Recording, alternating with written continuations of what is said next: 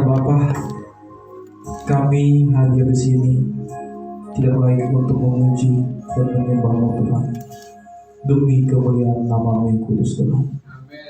Kami bersyukur Tuhan pada siang hari ini Tuhan, kami dapat menikmati berkat firman-Mu Tuhan.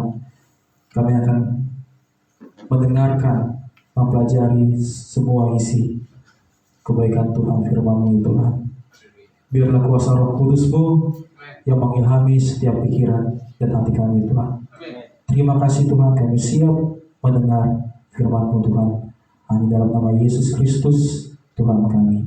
Amin. Amin. Bapak Ibu silakan untuk duduk kembali. Shalom, selamat siang untuk kita semua. Shalom. Salam sejahtera, puji nama Tuhan. Kita bersyukur tentunya siang hari ini ya, kita bersama-sama menikmati berkat kebaikan Tuhan ya. Seberapa pun yang ada di hadir pada hari ini, kita tetap semangat ya untuk mendengar ya firman Tuhan, karena firman Tuhan itu adalah pedoman buat kita.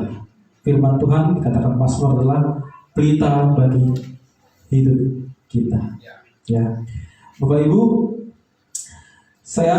kita akan baca dan mempelajari dengan secara seksama di dalam Roma 8 ayat 31 sampai 39. Kita baca dengan bersama-sama ya. Roma 8 ayat 31 sampai 39.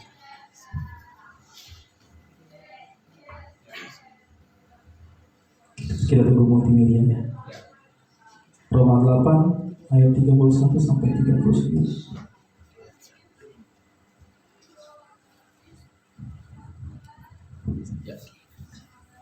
Baik, kita baca bersama-sama ya. Sebab itu, apakah yang akan kita katakan tentang semuanya itu? Jika Allah di pihak kita, siapakah yang akan melawan kita? Ia yang tidak menyayangkan anaknya sendiri, tetapi yang menyerahkannya bagi kita semua. Bagaimana mungkin ia tidak mengaruniakan segala sesuatu kepada kita bersama-sama dengan Dia? Siapakah yang akan membuat orang-orang pilihan Allah? Allah yang menghukum mereka. Siapa yang menghukum mereka? Kristus Yesus yang telah mati, bahkan lebih lagi yang telah bangkit, yang juga duduk di sebelah kanan Allah, yang malah menjadi pembela bagi kita. Siapakah yang akan memisahkan kita dari kasih Kristus? Penindasan atau kesakan, atau penganiayaan, atau kelaparan, atau ketelanjangan, atau bahaya, atau pedang. Seperti yang tertulis, oleh karena Engkau kami adalah bahaya maut sepanjang hari. Kami telah dianggap sebagai domba-domba sembelihan. Tetapi dalam semuanya itu, kita lebih daripada orang-orang yang menang oleh Dia yang telah mengasihi kita. Sebab aku yakin bahwa baik maut maupun hidup, baik malaikat-malaikat maupun pemerintah-pemerintah, baik yang ada sekarang maupun yang akan datang, atau kuasa-kuasa, baik yang di atas maupun yang di bawah, ataupun sesuatu makhluk lain, tidak akan dapat memisahkan kita dari kasih Allah yang ada di dalam Kristus Yesus Tuhan kita. Amin. Puji nama Tuhan, Bapak Ibu. Ya, kalau kita lihat di sini surat dari Rasul Paulus kepada jemaat Tuhan di Roma, ya. Ada 9 ayat yang kita baca. Yang pertama, Rasul Paulus mengatakan semuanya itu, ya. Apa yang dimaksud dengan Rasul kata semuanya itu? Kalau kita lihat secara seksama di pasal-pasal dan di ayat-ayat sebelumnya ya, Rasul menulis dan menjelaskan ya, bahwa menjelaskan tentang kestatusan manusia ya, saat itu manusia dalam keberdosaannya. Nah, dan satu-satunya solusi yang Rasul bagikan kepada kita adalah persoalan ya. Persoalan itu melalui iman kepada Kristus Yesus ya, yang sudah membereskan semua dosa di atas kayu salib. Nah, lalu Bapak Ibu, juga Rasul Paulus juga menjelaskan bahwa jemaat Tuhan seharusnya mengalami namanya transformasi hidup ya dalam Kristus ya, yang diwarnai tentang kasih karunia. Ya, kasih karunia pastinya kita mendapatkan namanya damai sejahtera, pengharapan, pembenaran. Nah, sehingga sejatinya kita sebagai orang-orang Kristen tidak lagi berada dalam oleh kuasa dosa maupun terkurung dalam legalisme Taurat ya. Kita semua adalah manusia, orang tertebus karena kasih karunia. Nah, lalu di Rasul Paulus juga menjelaskan di sebelumnya ya, bahwa karena Roh Kudus ya, karena Roh Kudus terus-menerus meyakinkan kita dan menguatkan kita dan memimpinkan kita kepada kemurnian yang sejati. Lalu barulah Rasul mengatakan semuanya itu ya, semuanya itu ya. Rasul mengatakan bahwa keselamatan yang kita dapat itu adalah secara mutlak ya. Lalu Bapak Ibu di ayat 31 sampai 32 dikatakan, sebab itu apakah yang akan kita katakan tentang semuanya itu? Jika Allah di pihak kita, siapakah yang akan melawan kita?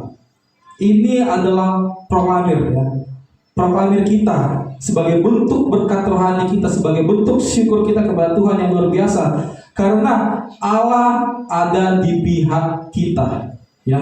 Kalau di dalam bahasa King James Version-nya mengatakan if God is for us. Kalau kita terjemahkan dalam bahasa Indonesia, jika Allah untuk kita ya, sebenarnya gitu. Berarti jika Allah untuk kita atau jika Allah di pihak kita, siapakah yang dapat melawan kita? Ya, di sini ayat firman Tuhan sangat luar biasa. Berarti kalau dikatakan siapakah yang dapat melawan kita, berarti ada kekuatan yang seharusnya bisa melawan kita. Tetapi Rasul menegaskan tidak ada. Ya, di sini konteksnya pada saat itu ada personal ya, atau kumpulan-kumpulan orang pada saat itu yang melawan tentang doktrin dogmatika keselamatan yang Tuhan berikan kepada kita ya, yang dihadapi jemaat saat itu. Demikian juga sekarang ya. Nah, lalu siapakah yang dapat melawan kita? Tentu tidak ada ya. Tidak ada seorang pun, kuasa pun yang dapat melawan kita, ataupun tidak ada kuasa atau orang pun yang dapat menang atau menggagalkan, membatalkan ketetapan Allah ya. Karena sejatinya Allah telah menyelamatkan kita. Tentu tidak ada yang dapat menggagalkan rencana Allah. Lalu pertanyaannya Bapak Ibu, apakah yang menjadi bukti bahwa Allah untuk kita? Ya, bukan hanya secara omong kosong. Apa buktinya? Di ayat 32, Ia yang tidak menyayangkan anaknya sendiri, tetapi yang menyerahkannya bagi kita semua. Nah, Ia, kalau kita baca, Ia yang tidak menyayangkan anaknya sendiri. Bapa rela mengutus anaknya untuk mempersembahkan dirinya kepada kita. Ya, itu yang sangat luar biasa. Dikatakan Ia tidak disayangkan, ya, tetapi Ia menyerahkannya bagi kita. Kalau kita lihat, memberikan seorang anak demi manusia itu merupakan pengorbanan yang tak terkatakan. Ya, Bapak Ibu misalnya nih, mau Bapak punya anak satu-satunya tunggal, mau nggak diserahkan kepada orang? Tentu pasti berat rasanya, berat hatinya. Ya enggak, anak saya satu-satunya mau dipersembahkan. Tetapi Bapa sendiri, ya, Dia mengutus anaknya, firman-Nya ke dalam dunia ini untuk menyelamatkan kita semua, menyelamatkan orang yang percaya. Inilah yang dilakukan Bapa untuk kita. Apakah bukti Allah untuk kita? Yaitu anaknya yang tunggal untuk kita, dipersembahkan untuk kita. Ya. Lalu bila Allah begitu mengasihi kita ya, dengan memberikan yang paling berharga yang tak ternilai, yaitu demi keselamatan kita, tentu maka segala sesuatu yang lain juga akan dikaruniakan kepada kita bersama-sama dengan Dia, yang di ayat 32. Ya, segala sesuatu ya. Mungkin kita pikir segala sesuatu apa ya? Ada yang bilang segala sesuatu mungkin berkat jasmani ya, kekayaan, kemakmuran, kelimpahan ya. Tetapi apakah segala sesuatu? Ya, firman Tuhan mengatakan bahwa Allah menyediakan kepada kita yang tak dapat dipikirkan oleh manusia, tetapi itu yang disediakan bagi kita semua. Ya, bahkan segala sesuatu yang kita inginkan. Jadi kita tidak perlu khawatir tentang apapun yang dalam dunia ini, karena Allah saja sudah memberikan yang paling berharga. Ya, pasti segala sesuatu pasti Allah berikan kepada kita. Ya, kita sebagai orang kudus Tuhan harus meyakinkan bahwa kepercayaan kita ini kepercayaan yang luar biasa. Ya, lalu Bapak Ibu, ada jaminan keselamatan kalau kita baca ayat 33 ya. Saat ini problem zaman di dunia ini ya, umumnya ya, mereka pasti akan mencari namanya kepastian ya. Kalau kita kan puji Tuhan, kita orang yang sudah pasti ya, pasti selamatkan, pasti bersama-sama dengan Tuhan. Problemnya orang-orang dunia di luar ini, mereka kan memikirkan ya kehidupan setelah kematian itu seperti apa ya. Saya matinya seperti apa? Saya hidupkah? Atau hidup saya di zaman kedepannya bagaimana? Apa saya akan binasa atau tidak? Ya, tidak seorang pun yang bisa membayangkan ya, karena mereka tidak memiliki landasan tentang kepastian dalam keselamatan.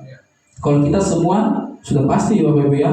Kalau Bapak Ibu masih ada ragu-ragu di sini, ya mungkin Bapak Ibu harus belajar lagi ya.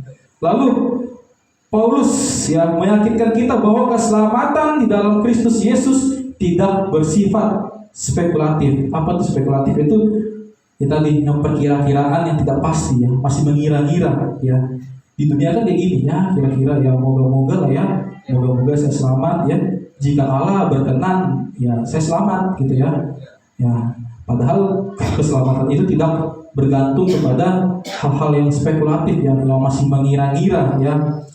Jelas Bapak Ibu, kita percaya semua di sini bahwa kita pasti ya. Mungkin Bapak Ibu beranggapan bahwa kita kalau sudah selamat, pasti yang namanya akan mengalami namanya tantangan ya. Iman kita pasti diuji ya. Rasul Paulus menekankan kepada kita bahwa kita akan mengalami namanya pengujian. Tapi jangan takut ya, Tuhan pasti beserta kita. Ya. Lalu di ayat 33, nah pertama di sini katakan tidak ada yang menggugat kita. Wow. Siapakah yang akan menggugat orang-orang pilihan Allah? Allah yang membenarkan mereka. Nah, apa arti dari menggugat? Ya. LAI mengatakan menggugat ya. Berarti kalau menggugat kita artikan bahwa menggugat itu membawa namanya tuduhan atau dakwaan terhadap seseorang ya.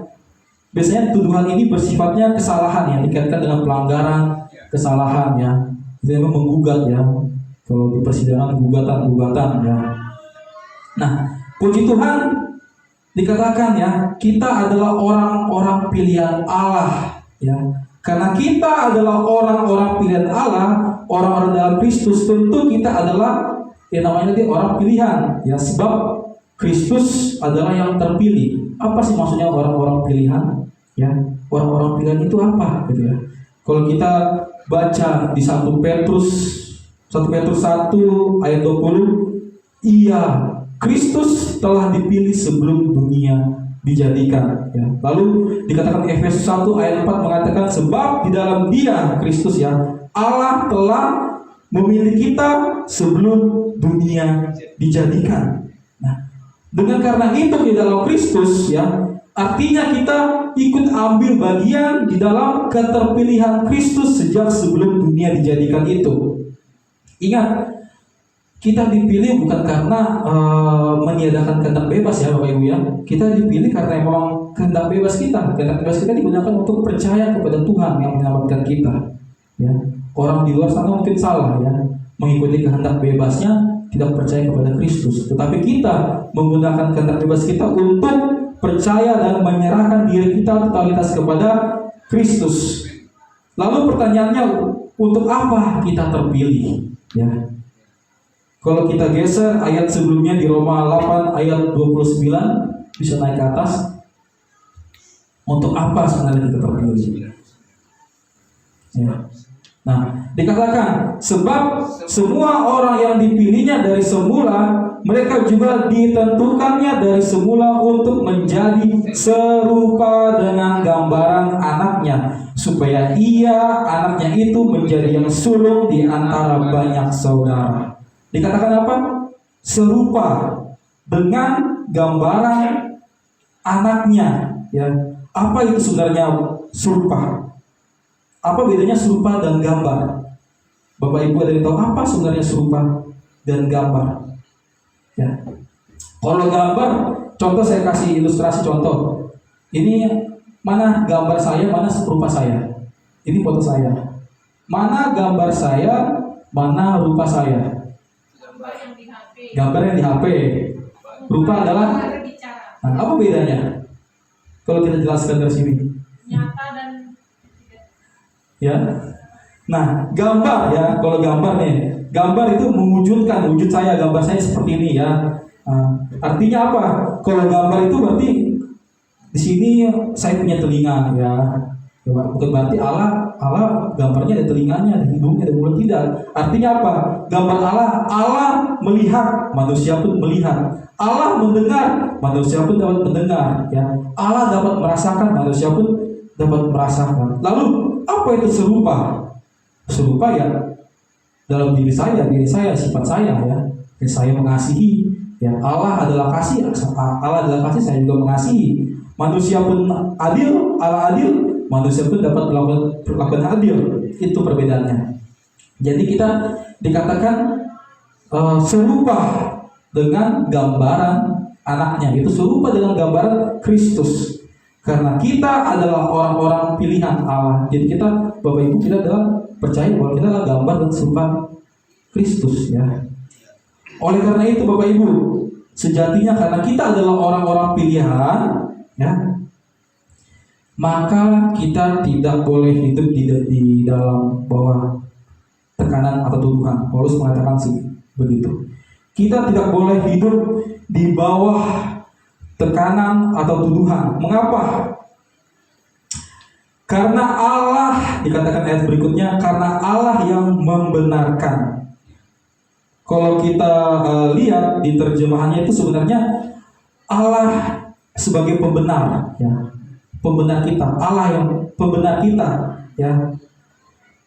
Terletak pada status Allah yang memberikan pembenaran kepada kita. Nah, Allah sebagai hakim yang tertinggi, yang pasti keputusannya tidak akan dapat diganggu gugat ya. Kita bersyukur, kita bersukacita, tidak ada yang menggugat kita.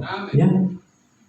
Nah, itulah sehingga pada hari ini kalau ada orang beranggapan nanti kalau kita habis hidup ini kita akan digugat di penghakiman. Tentu Rasul mengatakan tidak ada yang dapat menggugat kita karena Allah adalah pembela kita. Ya, pembela kita.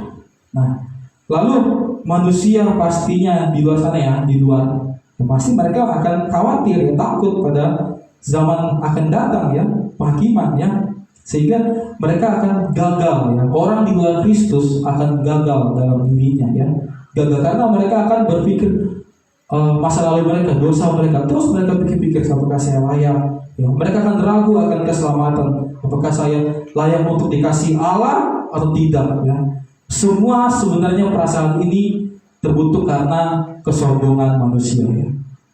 Tentu adalah kesombongan manusia. Manusia merasa karena saya hidup baik, suci, kudus, mulia, saya layak dapat keselamatan ya. Merasa melakukan perbuatan saleh ya. Itulah namanya dikatakan kesombongan manusia. Bahwa sejatinya Bapak Ibu, keselamatan itu sebenarnya tidak ada kontribusi manusia. Percaya Bapak Ibu? Kalau ada yang mengatakan, oke lah, anggaplah ya, keselamatan itu Allah berikan 99,1%, 99%. Lalu kontribusi manusia 0,0001. Apakah keselamatan itu masih dikatakan anugerah? Ya kan, kalau anugerah kan gratis.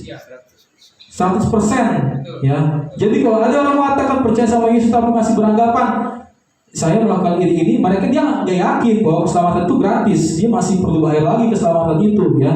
Di sini kita tidak percaya akan itu, ya. Alkitab menjelaskan bahwa keselamatan yang Allah berikan kepada itu, kasih karunia itu tidak bergantung kepada kontribusi manusia, tapi Allah sendiri, ya. Orang di luar sana tuh masih berpikir seperti itu, Bapak Ibu. Tapi kita puji Tuhan di persekutuan ini, persekutuan Tuhan, kita percaya bahwa keselamatan itu gratis 100%. Ya. Lalu Bapak Ibu, tetapi dikatakan ya, kalau kita meyakini ya bahwa Tuhan telah menebus kita, ya, menyelamatkan kita, tentu semua kita harus tidak perlu takut akan hal-hal di dalam dunia ini, ya.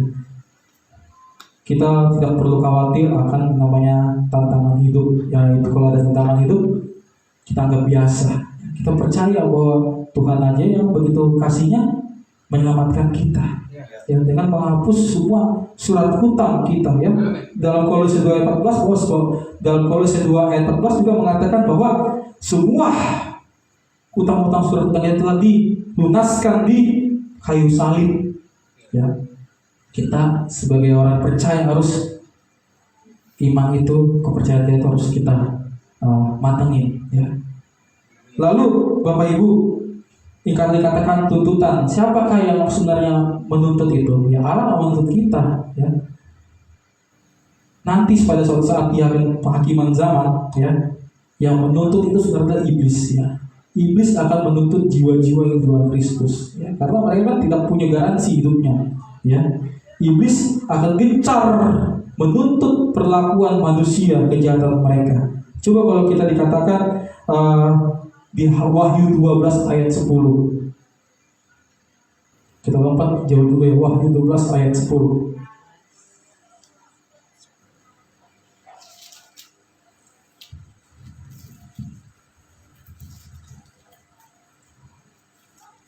Ya, Wahyu 12 ayat 10 mengatakan, dan aku mendengar suara yang nyaring di surga berkata, sekarang telah tiba keselamatan dan kuasa dan pemerintahan Allah kita dan kekuasaan Dia yang diurapinya, karena telah dilemparkan ke bawah pendakwa saudara-saudara kita yang mendakwa mereka siang dan malam. Siapa itu yang mendakwa mereka siang dan malam? Dicampakkan. Itu si jahat itu, ya. Si jahat itu akan dicampakkan, ya. Lalu kedua, kita pertegas bahwa tidak ada yang menghukum kita, ya. Siapakah yang akan menghukum mereka? Tidak ada. Di ayat 34 Paulus mengatakan, menegaskan bahwa tidak ada penghukuman bagi mereka yang sudah berada dalam Kristus. Roma 8 ayat 1 mengatakan, demikianlah sekarang tidak ada penghukuman bagi mereka di dalam Kristus Yesus, ya. Jelas kepastian ini kita peroleh bukan berdasarkan apa yang kita lakukan bagi Allah, melainkan apa? Kristus yang telah lakukan kepada kita. Karya penebusannya, karya keselamatannya adalah sempurna bagi kita. Dikatakan ia mati, bangkit ke surga, duduk di sebelah kanan Allah dan menjadi pembela. Ya, luar biasa. Apa maksudnya pembela? Nanti kita baca sebelumnya, kita kupas apa maksudnya pembela. Bapak Ibu, coba kita baca di Roma 5 ayat 5 sampai 8, kita di awal.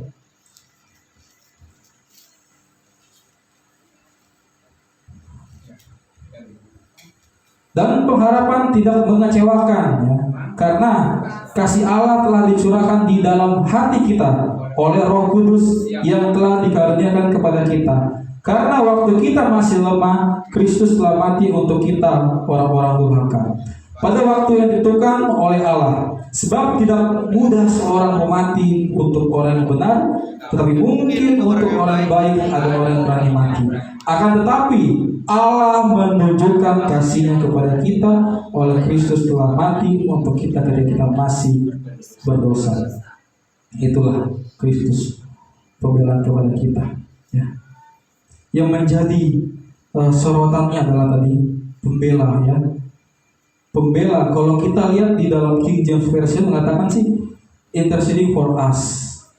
Kalau Bapak Ibu translate ke Google Translate, apa sih arti interceding? Itu bersyafaat. Ya, kalau bersyafaat, apa bersyafaat? Ada Bapak Ibu tahu syafaat itu apa? Mendoakan, dia memang mendoakan kan ya? Ya, kalau di dalam teks bahasa Inggris itu interceding for us atau bersyafaat bagi kita. Berarti itu Allah, ya, Roh Kudus Tuhan kita Yesus, ya, bersyafaat bagi kita.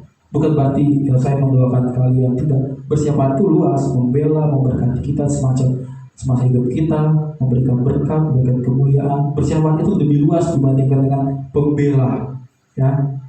Makanya kalau kita dilihat Ibrani 7 ayat 25, karena itu ia sanggup juga menyelamatkan dengan sempurna semua orang yang oleh dia datang kepada Allah.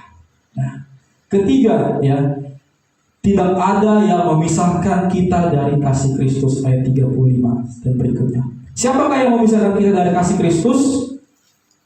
Penindasan atau kesesakan atau penganiayaan atau kelaparan atau keterlanjangan atau bahaya atau pedang? Ya, tinggal siapa? Tapi kita tanya. Ya, tidak ada yang bisa memisahkan kita dari kasih Kristus. Ya, jadi kita bersyukur pada Tuhan bahwa kasih Kristus itu tidak terpisah oleh kita. Kita yang telah tertebus layak mendapatkan kasih Allah.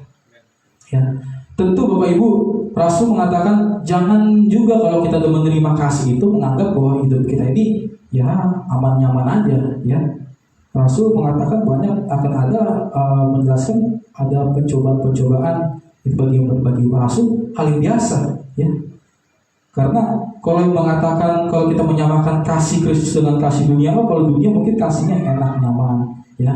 Tapi kenapa kalau kasih Kristus harus melewati penderitaan? Nanti kita akan menerima jawabannya. Jelas bahwa kasih Kristus tidak menghindarkan kita dari segala macam kesusahan dan penderitaan. Dan juga kasih Kristus juga tidak melepaskan kita dari problematik dunia, ya, semua hal buruk di dunia, tidak. Jangan sekedar melepaskan kita dari kesengsaraan, bahaya. Ada yang mengatakan, oh, kamu kalau hidup dalam Kristus, hidup kamu pasti berkelimpahan, ya, bebas dari hutang-hutang, hidup makmur, naik pangkat, gitu. Tidak ada, Bapak Ibu, itu hal pengajaran sesat, ya. Ya, hati-hati, ya, di luar sana kalau ada yang mengatakan kamu mau diberkati, kamu mau hidup berlimpahan, kamu mau kaya, mau naik pangkat, ayo datang sini. Palsu, itu ajaran palsu semua. Ya, karena kalau kita lihat Rasul mengalami namanya penderitaan, ya. Coba ada nggak Rasul selama melayani Tuhan hidupnya mewah, punya mobil BMW, limosin, punya rumah segala macam? Tidak. Tapi dia menyerahkan jiwanya, hartanya untuk pengkabaran Injil.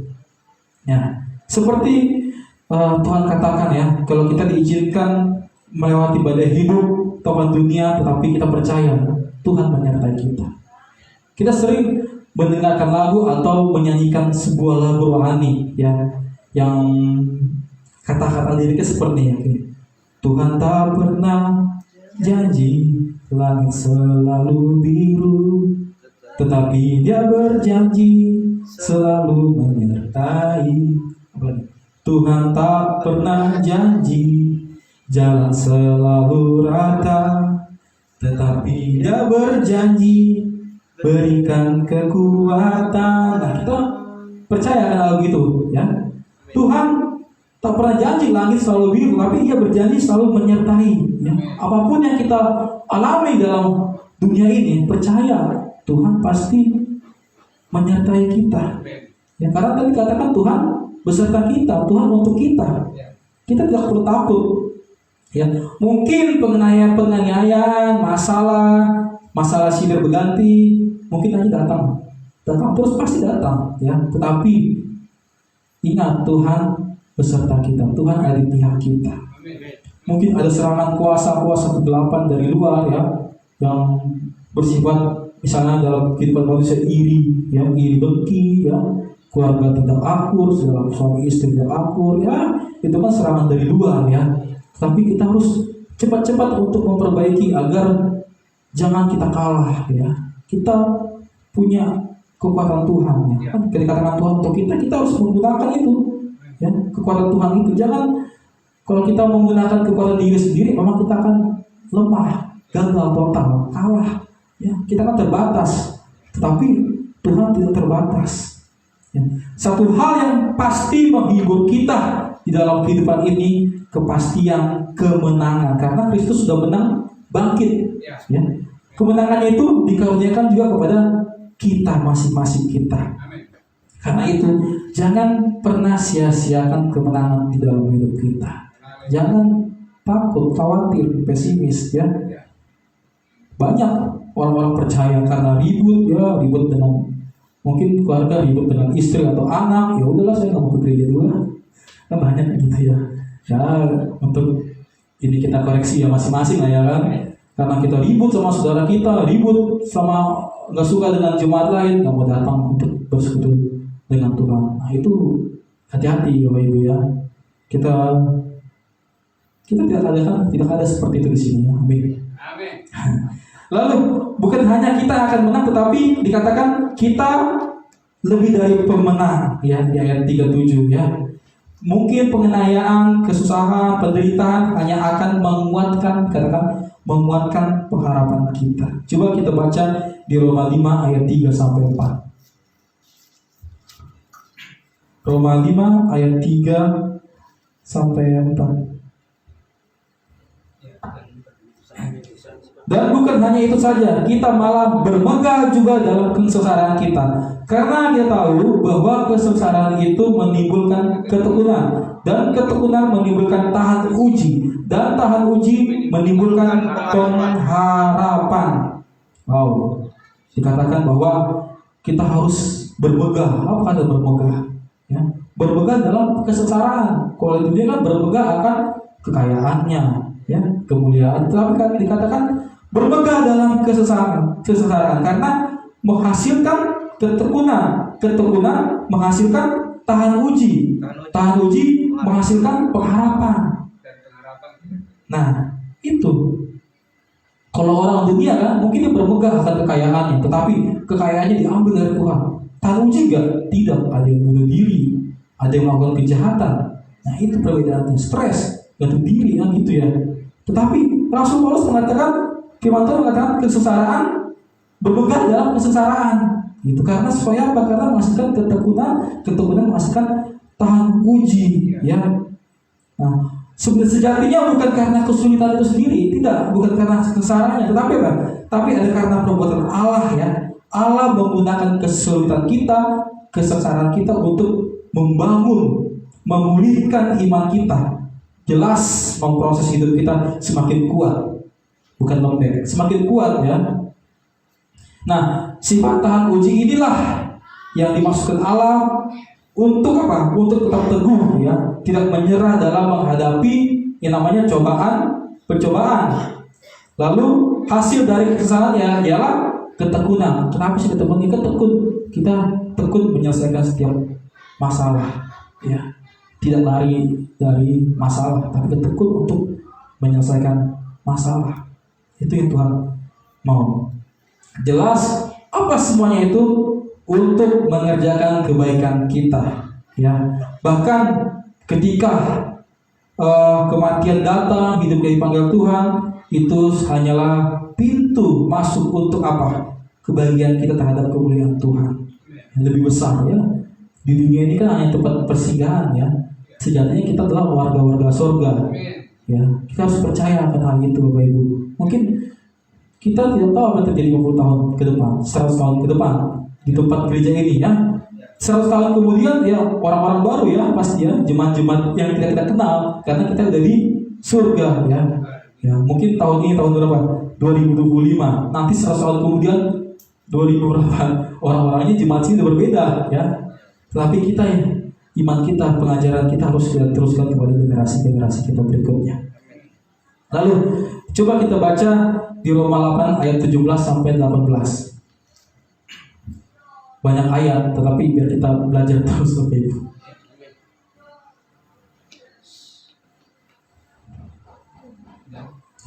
Dan jika kita adalah anak, maka kita juga adalah ahli waris. Maksudnya, orang-orang yang berhak menerima janji-janji Allah yang akan menerimanya bersama-sama dengan Kristus, yaitu jika kita menderita bersama-sama dengan Dia, supaya kita juga dipermuliakan bersama-sama dengan Dia. Di mana Dia sekarang? Di surga. Berarti kita di surga di mana? Dipermuliakan. Kita mendapatkan kemuliaan yang kekal. Kalau orang-orang di dunia kan yang kemuliaannya bersifat sementara, tapi kita nanti mendapatkan kemuliaan yang kekal yang tidak kita pikirkan. Kita nggak bisa bayangkan di mana kemuliaan itu, tapi kemuliaan seperti kemuliaannya Allah. Puji nama Tuhan. Nah, Bapak Ibu, kita ambil kesimpulannya ya. Kalau kata kesimpulan berarti selesai nih. Kesimpulan kalau kita pelajari dalam Roma 31 sampai 39, kita mendapatkan ya keyakinan yang kuat bahwa Allah adalah kekuatan kita. Kita dapat mengandalkan kasih setianya. Kita andalkan kasih setia Allah dalam kehidupan kita. Di dalam mengalami kesulitan, problem hidup, kita andalkan kasih setia Allah. Kalau Allah ada bersama kita, Allah di pihak kita. Jangan beranggapan kita menyelesaikan masalah dengan diri sendiri. Ya. Banyak orang-orang di luar sana, orang-orang beriman, karena mengalami masalah, gak kuat dengan masalah, akhirnya meninggalkan Tuhan. Ya, karena selama ini yang dia dengarkan dari masa kecilnya sampai besar, Tuhan itu memberikan berkat, kesembuhan, kesehatan, mujizat. Ya, tetapi ketika menghadapi namanya persoalan, takut, ya, pergi. Sama ketika kehidupan Tuhan Yesus melayani, Tuhan Yesus banyak nih ribuan orang. Tuhan Yesus melakukan pelayanan mujizat-mujizat, berkat-berkat. Banyak yang percaya, wow, hosana bagi raja kita, hosana gitu ya. Tetapi ketika Kristus ditangkap, disalib, kabur mereka, takut. Itu problem zaman menggambarkan manusia sekarang. Ya, ketika berjaya-jayanya Tuhan, Tuhan saya itu mujizatnya banyak. Wah, ketika Tuhan ditangkap, kabur, nggak mengakui ya. Tapi ya di Rasul Petrus menyangkal, tapi dia bertobat. Ya.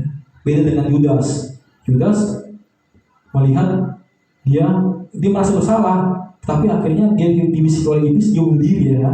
Dia tidak bertobat. Ada dua tokoh yang kita pelajari. Petrus menyangkal Tuhan kita, dia bertobat. Yudas bunuh diri. Ya.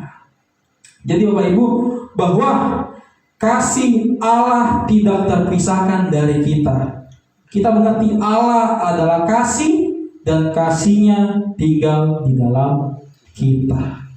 Kesimpulan yang kita dapat bahwa kita tentu selama dalam Tuhan gak usah khawatir. Kita akan kepastian itu sudah ada dari Tuhan. Penghiburan melalui Roh Kudus, kekuatan bagi orang percaya dalam Kristus. Ya, Allah ya sudah memberikan kasih-Nya untuk kita selamanya ya. Melalui Anak Tunggal Tuhan kita Yesus Kristus. Jadi jangan bandingkan ya cara dunia mengasihi kita, beda ya. Jangan bandingkan ya. Allah memberikan kasih-Nya tanpa syarat dan dengan cuma-cuma, anugerah, kasih karunia, grace, gratis. Sedangkan dunia apa? Memberikan kasih dengan syarat, dan kasih-Nya tentu menuntut kita ya.